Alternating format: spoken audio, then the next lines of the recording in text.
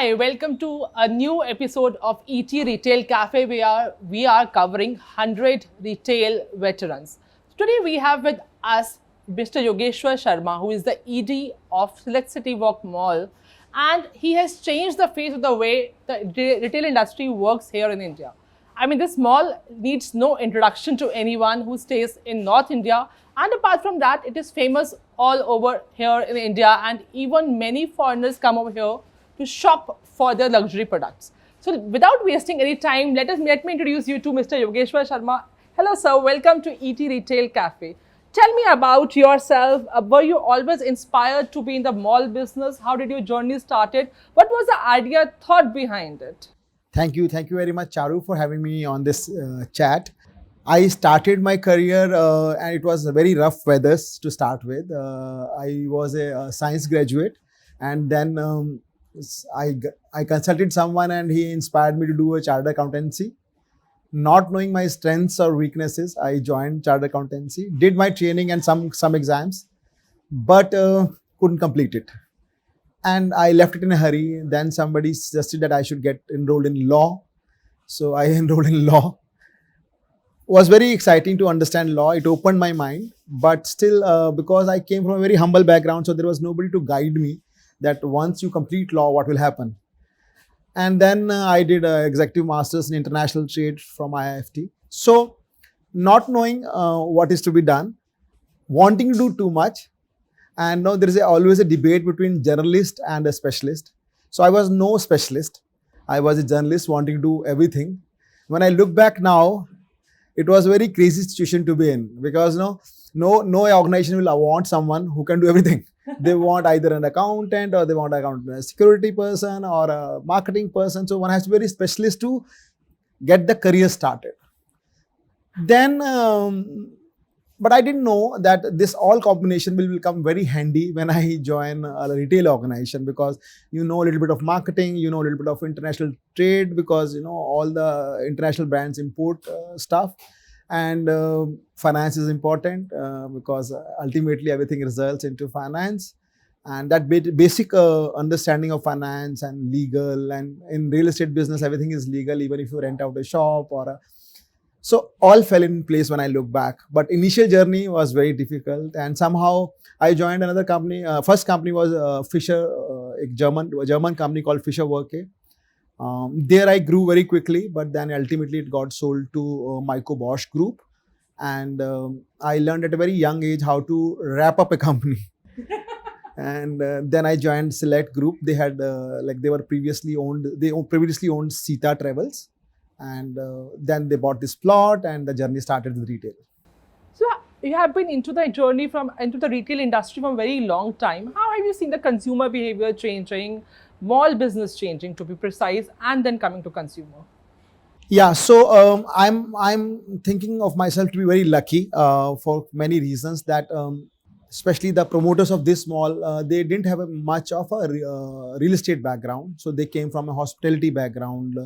And one of the partners, Mr. Yogeshwar Sharma, was from construction industry. Mr. Arjun Sharma and Mrs. Neeraj Gai, their father owned Sita Travels. They jointly owned Sita Travels. So they always saw the retail business from the lens of hospitality more than the real estate. And that was definitely a game changer in that industry. At that point in time, there were not many malls, though there were very good examples in Dubai, Singapore, Southeast Asia, but there was none existing in India. There were some experiments happening. There were some malls, but for this scale and this kind of occupiers, even brands were not available there. So one of the first CEO of this company was Mr. Pranay Sinha, and he came from some background. He knew brands. He knew how to put together a mall. Our architect. So everybody, there's so many contributors to this story. I'm lucky that I'm being interviewed.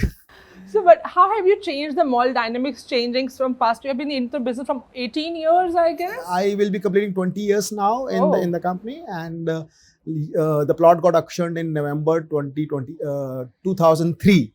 So we are 2023 now, so almost 20 years. 20 years. 20 years, how have you seen the mall business changing altogether? It has changed completely. When we started, there were not enough brands to fill the mall. We were really very long discussions that how can we fill this this kind of size of mall, but there were not enough brands, not even Indian or international.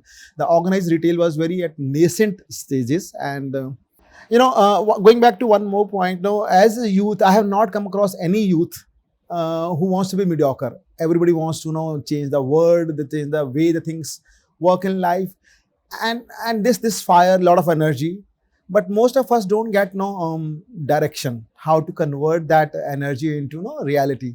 And by the time we reach 30s 40s, and then life takes over and that fire gets subsided completely, and we, instead of changing the life, we get changed completely, so I really love talking to youth, because I want to really pass on what I have gone through, and it's possible. If you see, technically I was failure in chartered accountancy, in law, and there's a mixed bag. But if you continue somehow and hold on to your dreams, then the doors definitely open. So many books help me, motivational talks help me. So that was one thing. And I want to quote very small example, but very powerful example.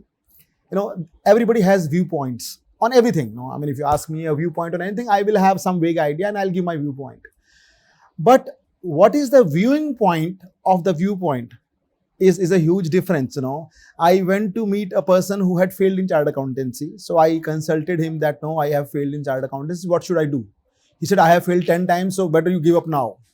So that day, I decided to give up chartered accountancy. But supposing I had met a person who had encouraged me that, okay, no, this happens and people fail, and you can get down to working on it and you eventually will pass. I mean, it's not that you can't do it. Maybe I would have completed chartered accountancy. In hindsight, it's good that I failed. but so the importance of viewing point is very, very important. So I don't know how many subscribers here, but I want to tell every youth that please, before accepting the viewpoint, see the viewing point of the viewpoint, that from where the person is speaking coming from, because otherwise we end up taking sometimes wrong decisions. Yeah. So coming back to the question you asked me, that how the retail has developed, and so it has changed so drastically in last 15 years or so. So starting from not being able to fill the mall with brands, now overflowing with brands, not able to give space. Many international brands, debuted their journey of India from Select Citywalk. We are lucky from many sense, in the sense, and luck is not only what you have or you don't have. I mean, maybe the team has earned it by working very hard. If you have to describe it in two words, so one will be agility and second will be empathy. Empathy, and when I say being able to see situation from others' point of view. So when Zara entered India, so we didn't have any space, but then we spoke to our existing occupier, and they were very helpful in understanding the bigger, larger picture. So we could create space for them. Then H&M entered, so many brands entered, and recently, Apple also opened their store with us. So being able to understand their point of view really helped. Secondly, agility, being open to the idea. When the mall opened, our Pranay resigned, saying that now the mall is leased, so there's no job left. But we have leased more shops, more units, more brands afterwards, even if the shopping center doesn't have any space. So a lot of retailers have helped us to understand the bigger picture, optimizing sizes. If somebody comes from abroad and they have a viewpoint that let's have a large store, we had no idea, and we respected their opinion, but later on realized that its rent to revenue ratio is not stacking up for anyone. It's a lose-lose situation, and we can lease out that space to someone else or optimize the size, location. Can we shift to another location? So in hindsight, agility and empathy, I mean, these are two words which comes to my mind that really helped. And one person is important, because there's a poem called Dawn of India, which says one is the mother of 10,000. Everything starts with one individual. But at the same time, it's a collective wisdom, a lot of people behind, and sometimes the person representing is not the only person. I'll be very honest about it. and our operations team, our marketing team, our leasing team, our promoters, retailers, and the best and the most important, the consumers, the visitors, they pushed us. The moment, many times as a leasing team we should know a lot of brands, but what happens, supposing I had discovered a good brand and I'll come and talk to the consumer here, they are waiting for it. They already know it. They are so well traveled. This South Delhi catchment is fully evolved, so they're very well traveled. They know brands, and sometimes we are like zapped that they are waiting for these brands to happen. Like Mac, Clinic, those are the only two brands when we started the journey of the mall. And slowly now you have Bobby Brown, you have Chanel, you have Dior. So there are many conscious decisions, many mistakes, and as I mentioned, agility. So if you make a mistake, the next point is how quickly you can correct it. So mistakes, you have touched a new point. So I would like to know, what mistakes have you made and what were the learnings from those mistakes? Learning is that how quickly one can correct. And there's a lot of noise comes when you're in a shopping center business. Huge noise. Every day some retailers will come to you कि it's not working out, आज footfall नहीं है. Somebody will say कि मेरी sale नहीं हो रहा. So there's not a noise which comes. Now I have seen many shopping center professionals, they ignore that noise. And some people totally accept that noise. Both are fundamentally wrong, because every noise has some signals in it. So if you miss the signal and believe the noise, then you end up taking wrong decisions. And on the other hand, if you ignore the noise, then there are some signals in it. So we learned that not to discard any suggestion, opinion, or a fact, and deliberate on that point, and debate with the team. Trust me, sometimes the members in your team, which may not be leading a function, but they are in the front line, so they know it much better than we know. And retailers many times are very, very right, because they are the ones who actually make money, and then they pass it on some share to the shopping center. So their learning is always ahead of us. So we have to always keep trying to learn from them instead of telling them what to do, because ultimately the sales is happening at that counter. The mall branding is very important, but ultimately the money change happens at the counter. So mistakes, if I have to say, for example, we were against bars and lounges in the mall, because they start very late at night, and they may not bringing the right footfall at the right timing of the mall. So we learned that how do we, but we got a very good offer from the best bar of the world, and we got enticed, and we gave them space, but ultimately it did not work. Similarly, on operations front, there were many learnings. Once we realized that on a weekend, for example, there are some cars, a huge number of cars is non-shoppers. So, for example, my car is parked here. I'm not a shopper on that day, and there are many people who are coming to shop with the money in their pocket, and we do not have parking space. So we are rejecting those people and diverting them to somewhere else. So then we realized that let's not give the free parking, or the non-consumer should park somewhere else, and they can walk 10 steps. There are enough parkings around, and creating space for some car parks, additional car parks, to sell more. Similarly, parking, it sounds very simple, but when we started, the government had asked us to make one parking basement. But the promoters has this vision somehow that the shopping is directly proportionate to how many cars can come into the mall. And we built 3 car parks in the basement, and that's a very, very big advantage. Because of that, we could get additional FAR also, build more, and conform to the norms, and still we fall short of parking on weekends, and we have to increase valets. So there's always a constant fight. So there's a lot of learning on operational front. On marketing side, we started with the splinter approach that do everything possible, from Christmas tree to everything. Exhibition, flea markets, we started everything possible to attract people to the center. Slowly, this approach now has to be a very, very very focused approach, because you don't want a lot of people. You want people who are coming to shop, and those who are coming should also get the comfort and convenience of shopping. They should not be overcrowded. And our experience on some particular days is not so good. Shopping drops. There are more number of people, but shopping drops. It's the reverse, because people come for the memories and around New Year time and some festival season. There are too many people in the mall, and They're good because it shows that a lot of aspirations to come to the mall. But at the same time, the real shoppers shies away. There are huge issues on parking, getting in, getting out. Washrooms are overcrowded. So the learning is constant. Every day in shopping center business is a new day, because every day's sales counts, every visit counts, every visitor counts. One big learning which personally I would like to mention is that many times there was for example, like 8 years ago, 10 years ago, there's a girl at the age of 12 years and she is not a shopper. She doesn't have enough money. She's just tagging along with the parents or friends or school kids. So from that point of view, that she is not a relevant shopper. But within 8-10 years, 7 years, 5 years, she becomes 18. She becomes a chartered accountant, which I could not. And and she has her own money now. She can spend. So there is one is that customers required for today, and one is like developing for future. That ultimately she gets married, or she has a boyfriend or a fiance, or so they come and shop.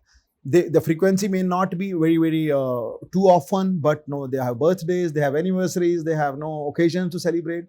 So, and the biggest fear I lived with was e-commerce taking over. Everybody like 5-7 years ago, everybody was moving online, and we felt that maybe malls are irrelevant. And some developed countries had this problem, that the malls were becoming empty, ghost malls they called it.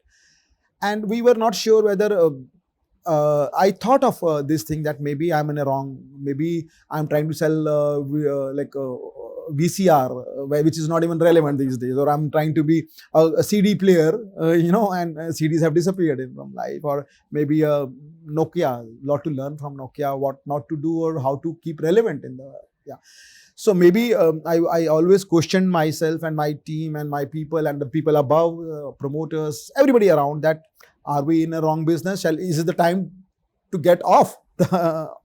But somehow I feel that India has behaved slightly different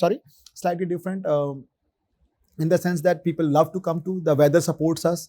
You can't be outdoors. There are not enough places in the market you can walk around.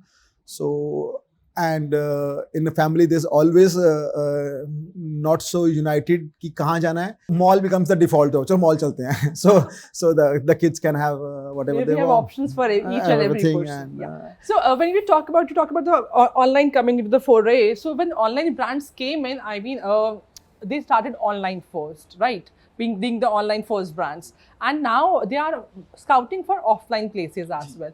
So tell me, how are their expectations different from the retailers which have been into the industry from a real Sure. So I'll give you a real life example. In one of the restaurant brands, I have started online cloud kitchen and he's serving from it. So I spoke to that person in detail and said that, supposing you didn't have a restaurant in the mall, will the cloud kitchen work that efficiently? And the answer came no. People know about this brand. People have eaten at that place. They have some sort of clarity what they are going to getting into. So if the brand is established offline, then it really helps online. Vice versa, if you see Nika online, Pepperfry, any online, Lenskart.com is a very, very good example. They started online, completely online, and now they have shops everywhere, even markets, high street shops. So at this stage where we are in India, both channels are helping each other. That's my viewpoint. And we are helping online because people want to experience the brand. They want to come and be, and it's an occasion. In India, though we are not short of occasions, but we create more occasions. Even shopping for in the family or buying a white good, which is very standard and can be bought online. People want to come and plan a Sunday or Saturday or a home, so they come and so the percentage of online contribution has increased from earlier when it started was on 1 or 2%, and for some brands are not even relevant. They said कि 2% के लिए इतनी मेहनत क्यों कर रही हैं कि website, and it's very expensive. I'll tell you that in mall also we tried to go online, but when we very quickly realized that the fundamentals of that business are totally different. You need IT team, and you don't have to build it for one day. You have to keep updating hourly basis. And it's an IT company trying to do business versus we brick and mortar, which is totally. And we were the first mall, not for the brands, but to hire a chief technology officer who would understand internet and do that. Unfortunately, he couldn't do much because when he gave us a plan, he built a totally IT driven company of 50 people. And here we are only 25 people running the mall. So then we realized that this is a total different business. And if we have to get into that business, then it's a totally different ball altogether. And we can't mix these two. Though it looks similar, like shopping happening, but the fundamentals. So things which are totally opposite. I like, in this case, we don't have any logistics division, no. We do not, I mean, we deliver some goods to our consumers, but we don't know logistics too much. That business is driven by logistics. You have to reach people's home, no? We open our doors and we want people to come. And on that side, you have to go and go deliver that. So we realized this mistake quickly, and then we decided that even if we have to do it. So there were some very good examples. If you keep your eyes and ears open, like even big companies like ETRetail, they tried their own internet, and then finally they settled with the online partner to do their online. So it's better to partner with someone, a specialist, to do the business rather than trying to reinvent the wheel, trying to bring models, giving them dresses to showcase, shoot, like, these were very expensive things, and there was no business case. Fortunately or unfortunately, these online companies had some money to burn, so they could even run on losses. Whereas we had a very robust business plan, we had our bankers, and it was like a tight business plan. So we couldn't afford to lose money, and why should you lose money when you can make money? True that. So, Mr. Yogeshwar, tell me one thing. You must have also seen the behavior of retailers changing, because earlier it was like the space was available. They were opening stores here and there. But now, there are limited malls, limited space. So, are they turning stores into more like an experiential center, or are they still looking for the similar kind of a space which they were looking maybe, say, 10, 15 years back? Yeah. So, things have changed so drastically that some, like most of the brands, the real cities or real centers, shopping hubs have become, there's no supply. So the retailers are really struggling to get the right size of the space and right pricing of the space, because when there are more takers, the price goes up. On the other hand, tier 2 cities and tier 3 cities are behaving phenomenally well, because the rental costs are low, the high streets are very good, the construction cost of the high streets is very good. So, and there are consumers. For example, like any brand, if you take Zara, for example, 1% of Meerut population, or small percent of Meerut, for example, as a satellite town, is the Zara customer. But Zara is not planning to open a store there in next some time. It's not commercially viable for them. So that customer is traveling. Now, because Zara is selling online, it's helping that customer also. So in a way, the strategy for retailers have changed a bit. Some bigger retailers, they want to have a flagship store.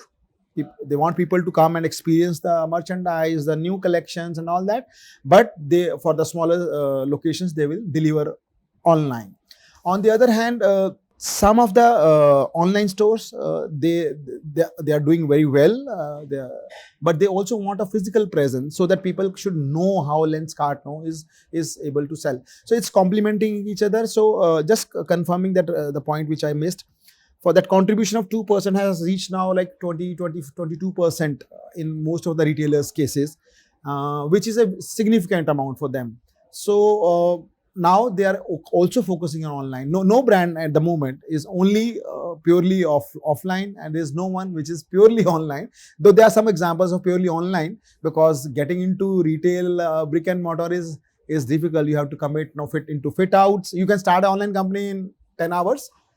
But finding the right space, location, the right rental, negotiating with the mall people is a hard task. And then security deposits and the fitting out the store, then merchandising, and gone are the days when you had only 2 collections. Now like some good brands, they deliver every week some capsule collection, so to refresh the store, so that there's more reason for women to come. And we one thing which credit to the whole team is that we could see some trends, guess some trends, and that work. For example, athleisure as a category grown very quickly. Beauty, you put everything. We have too many brands, like all brands respectable. And one thing I really want to convey in this chat is there is no good brand or bad brand. There is only relevance. Some brands are relevant to some people, some brands are relevant to some people. So one should never ever discard a brand. If that brand is selling, there is a buyer. It may not be relevant to you. So I have learned this, that many times the brands we said no, we had to go back to the brand and said, oh, you are relevant. The times have changed. On the other hand, some brands which had a lot of noise about them, they didn't work out because maybe they were not relevant for our catchment, or the consumer was not expecting them to be there. So we consciously stayed away from luxury, premium luxury, because that pie is very small in our understanding in India, and people travel a lot. They want to buy their big bags, and abroad there are more options, bigger stores, more collection. Whereas in our case, the aspirational India is very, very booming, doing very well, and happy to be in that space of just below super luxury, slightly above from mass brands, and staying in the middle. And in some brands touching the high-end luxury like Dior Beauty. So a lady may not be able to buy a Dior bag for lakhs of rupees, but can afford a lipstick or a perfume, or it's the instantaneously feel good factor.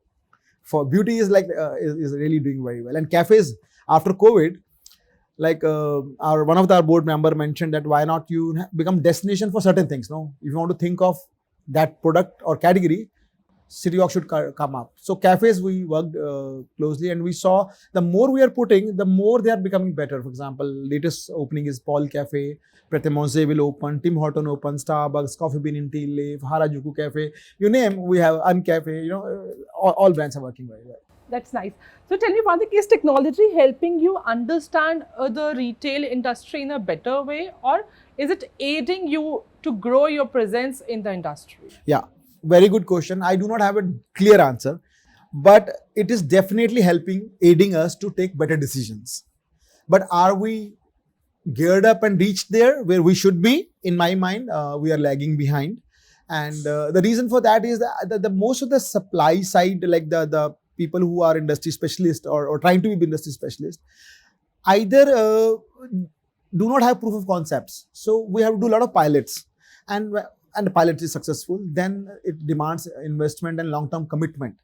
For example, even a basic thing like footfall counter has taken so many years of hard work to reach a point where you can have a live footfall counter, that how many people are inside the mall. It's very easy when I see from outside. I mean, if you give a task to any technology company, they can do it in a heartbeat. But still, it's not a foolproof, installation. On the other hand, social media, like that's also technology driven, and it's really helping. And it has changed the way people market, completely. Though the fundamentals remain the same, but look at the attention span. How many reels?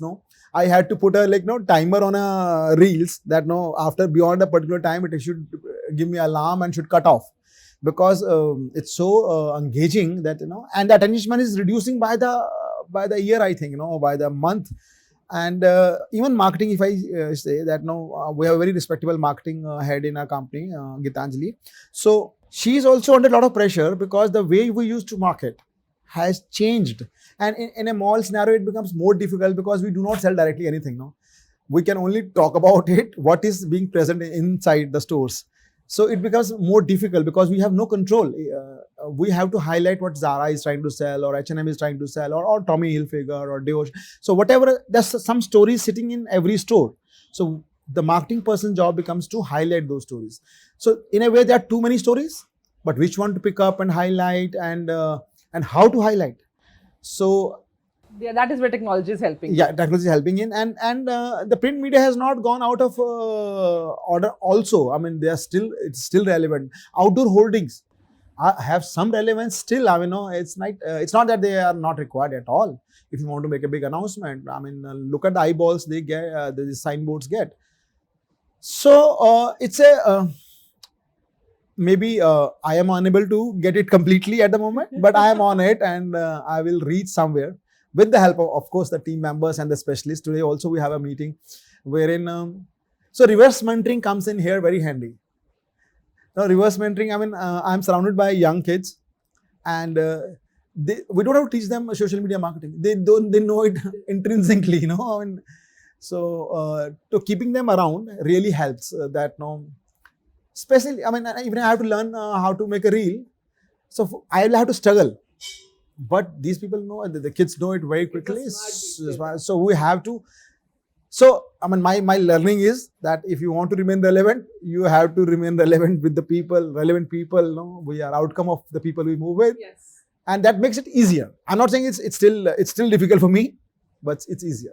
So may I say, keeping in mind this young population, you got Apple over here in this mall. Which are the next brands that you are planning to get in over here, and what is the lineup for that? So I mean, fortunately, there's a huge waiting list for brands to come to Citywalk. I don't want to sound arrogant because genuinely we don't have space, and we want, and some of them are really relevant. We would love to offer them space today. Some of them like in talks, like NARS is a brand, beauty brand. Charlotte Tilbury is a very good beauty brand, and like some are reorganizing themselves. Muji is a good brand, which is like we couldn't survive for some other reasons. So I mean, when a brand shuts down, it's not that customer has not liked it. There are many reasons behind it. The lease deed gets expired, or the collection is not.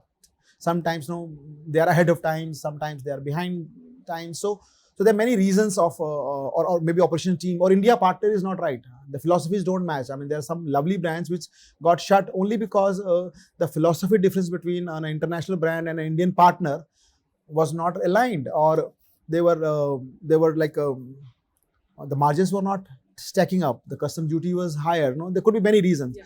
So new brands are entering. Even in home category, we had H&M Home open recently. Home category, I see a lot of brands coming in, and beauty brands. I mean, there are some talks. I can't confirm those, but for example, Zara Home will eventually come in some time. Similarly, H&M has a very nice brand called COS, COS. It is for evolved women. Very functional, very nice brand. So we're struggling to create space for them, but we'll not give up so easily. What are the trends that you foresee for the shopping center industry in maybe say 5 years from now? So yes, 5 years is a long period because earlier it used to be like a mid-term planning or a short-term planning and a long-term planning strategy. But I feel that things are changing so quickly that and for mall industry it is very difficult to adjust, because once you put a mall, you have to put a lot of capex into it. It's a long-term commitment. So now one has to be more careful while planning the mall, because now most of the brands are available. You have the visibility what they are looking at. So now there's less room of mistakes. We will make mistakes every time, but there are less room. Services have become very important part. Can you deliver home? Are you available online? Can you help a consumer? In some engagement, personalization is the big thing. Hugo Boss, these days do personalize it. Dior will personalize your perfume. Chanel will personalize. So personalization, recognition. It ultimately, if you are able to recognize a customer, and I see it myself firsthand. If I enter a store and the sales staff does not recognize me, versus the sales manager says, hello Yogeshwar, how are you? Immediately my chances of buying becomes much more, getting engaged. And so one shift I have seen that the sales staff is also becoming much better, trained manpower is available.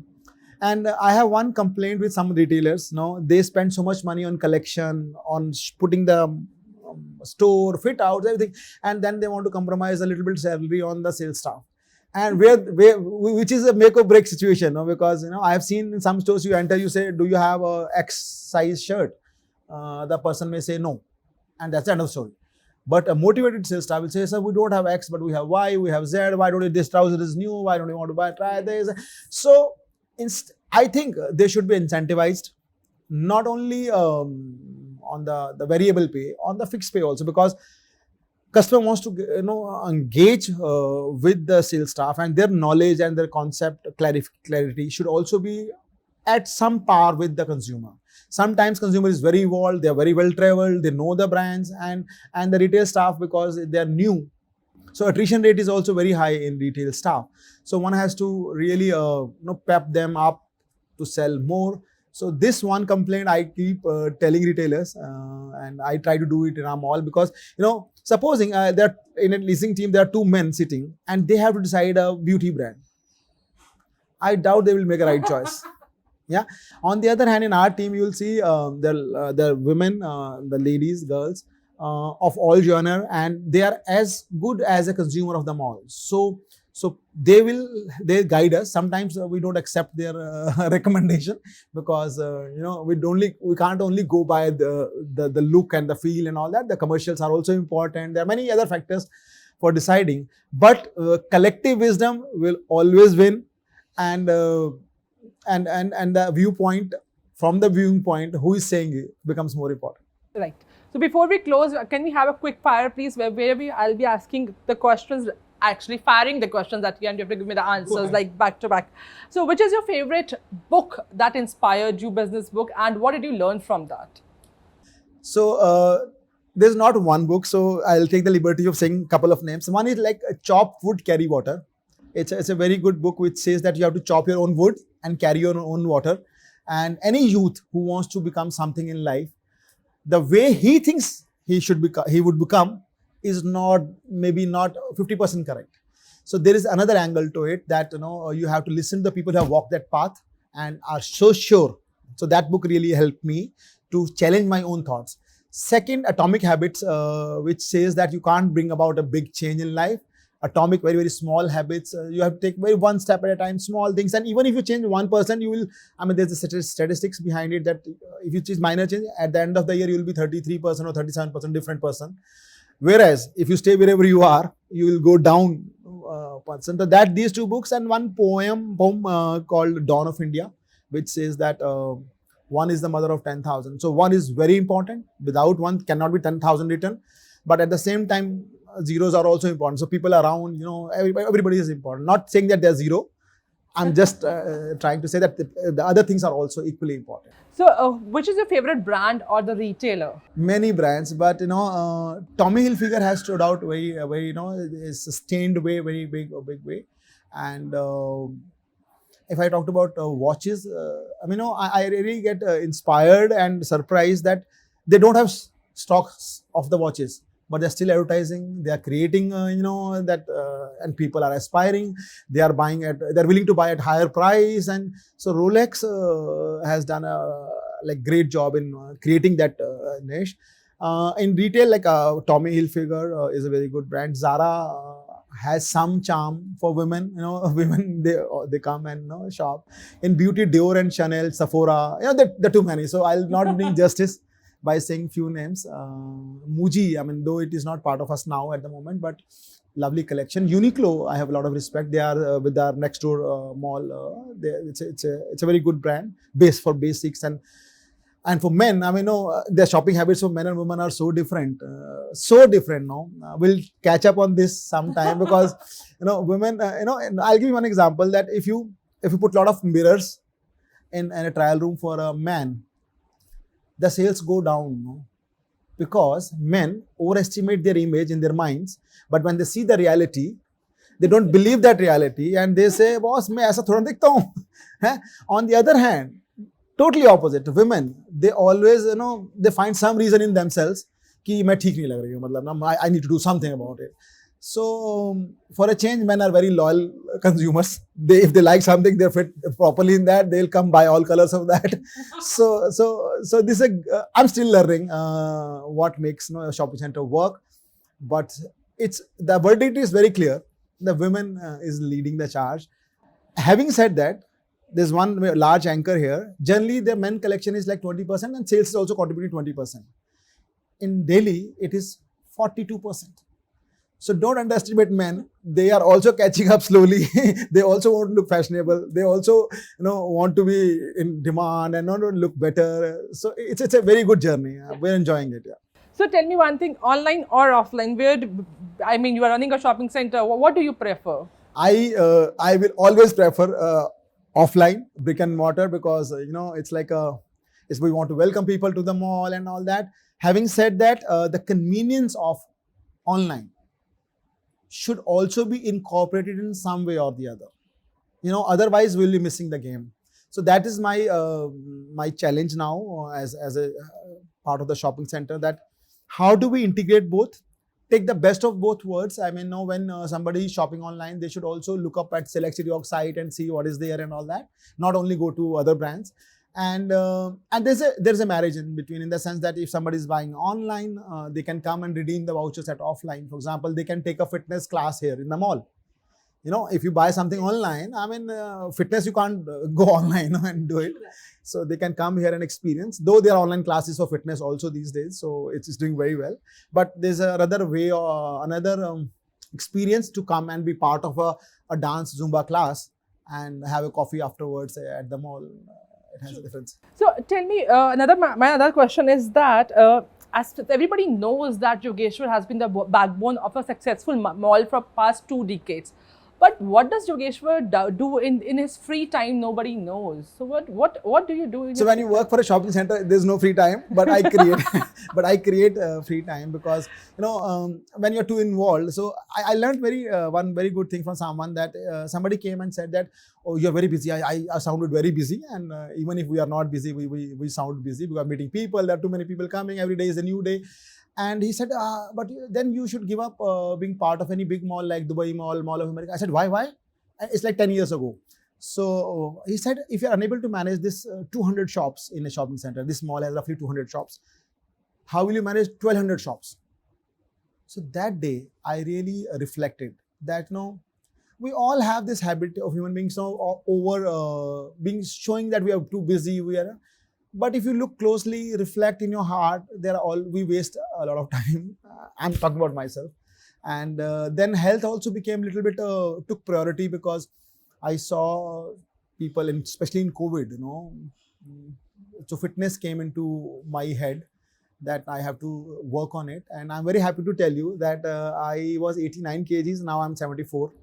So I lost 15 kgs, and I took the best coach in kettlebell, Mr. Vinay Sangwan, and best coach in running, one of the best. I mean, there are too many, good one. And I also, so I picked up some sports because I'm a little competitive. So I am focusing on fitness so that I can last longer and work more efficiently, because it's directly related to how. Okay, so before we wrap up, my last question is leasing model or buying model? What do you prefer and why? Honestly, on a high street, buying model works perfect. But in a mall, it has to be a lease model. Any mall, you look back at 10 malls which have not done well or have gone astray, started with very good demeanor, but then finally couldn't do well, is because the shops got sold. So we are not against buying or selling. The control of a shopping center with the limited people who can take a decision. In our shopping center, people say, what is rent? Rent is a function of location, catchment, brand, where, first floor, ground floor, what size.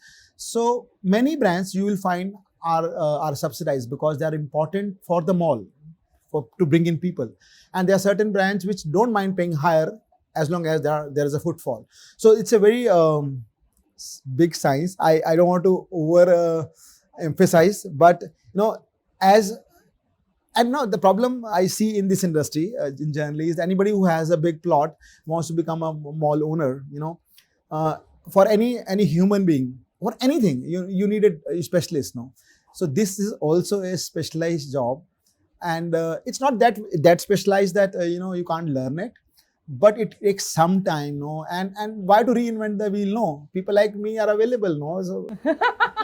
Thank you so much, Yogeshwar. It was a pleasure talking to you, and we thoroughly enjoyed this conversation. Same here. And we'll catch up for another session. Why women buy more than men, or how they buy and why they want to buy. Definitely looking forward to it. Thank you guys for joining us today. Hope you really enjoyed this chat with Yogeshwar Sharma. We'll be coming with next episode, next retailer, and next story next week. Thank you so much. Till then, bye.